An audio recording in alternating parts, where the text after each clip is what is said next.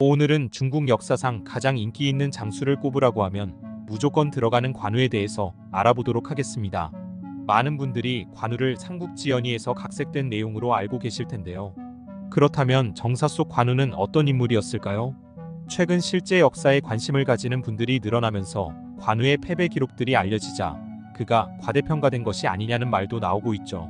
오늘은 정사 속 관우의 실체에 대해 알아보도록 하겠습니다.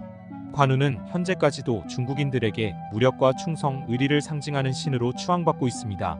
그는 중국의 역대 왕조들은 물론 민간에서도 엄청난 인기와 명성을 자랑했죠.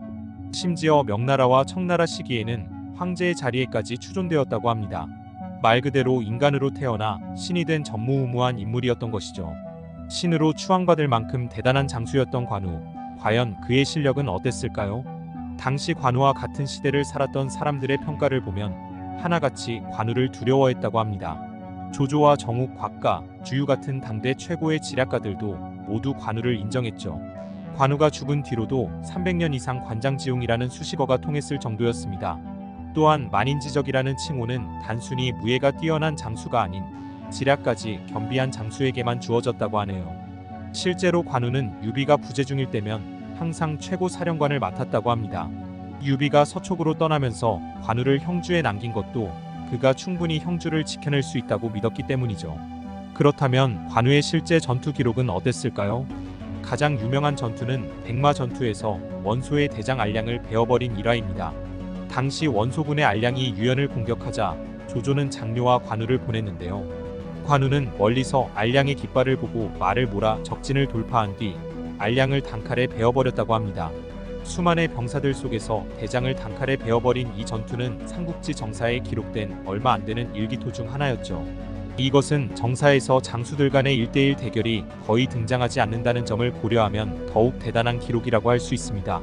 또한 번성 전투 초반에는 위나라 최고의 명장 조인을 상대로 정예 7군을 수장시키고 우금을 사로잡는 대승을 거두기도 했습니다.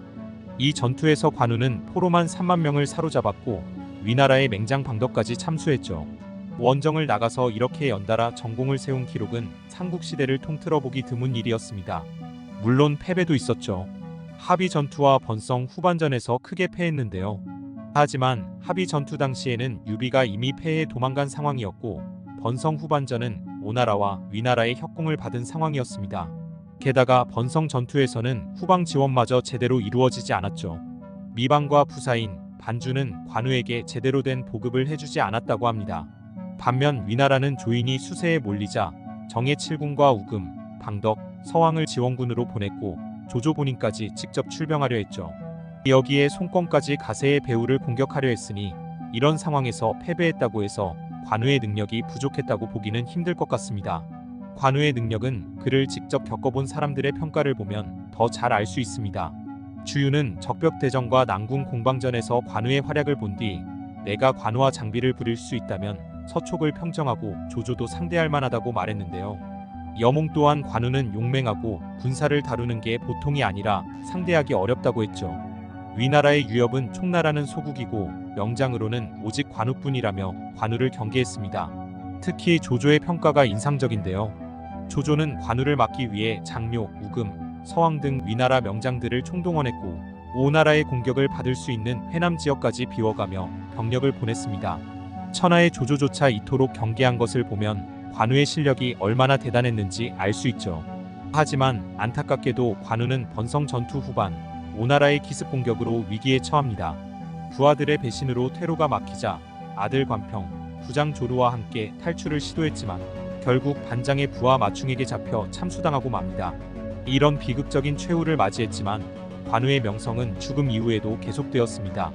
중국의 후대 왕조들은 관우를 신격화했고 심지어 황제들은 자신의 이름이 관우와 겹치지 않도록 피위까지 했다고 하네요. 이렇게 관우는 정치력이나 조직 관리 능력은 다소 부족했지만 무장으로서의 능력은 최정상이었습니다. 오늘날까지도 중국인들에게 신으로 추앙받는 이유가 바로 여기에 있었던 것이죠.